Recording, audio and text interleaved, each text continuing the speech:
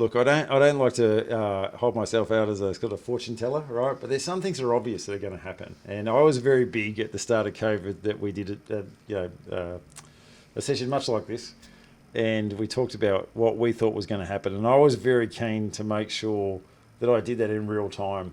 That I would go out early and I would go out contrary to everybody else, saying what I thought would actually happen, because after the fact, everybody rewrites history and things get people have short memories. But the thing that was apparent now, one of the problems that I have is, and this is a passion we both have, about economic reform, but is with the 80s and 90s and the early 2000s, the economic prosperity we enjoyed was on the back of economic reform. Now, economic reform is very important because it's what drives productivity. It removes barriers and impediments to the economy, which means that things become more efficient. The more efficient you become, the economy grows.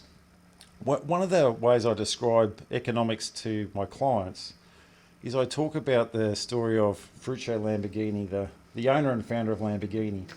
And legend has it that after World War II, he went around and he bought up all these surplus army tractors, and he thought that he would then sell them to the farmers and he'd make a fortune.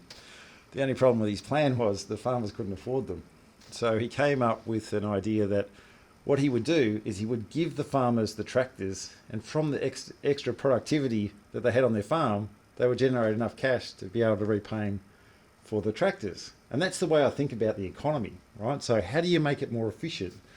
Now, we're in a period, I think, in a long period, basically since 2007, that we're in a period of reform, re-regulation, more rules, more interference, right? And I think it makes it harder and harder for business. So we see a lot of businesses at the moment struggling.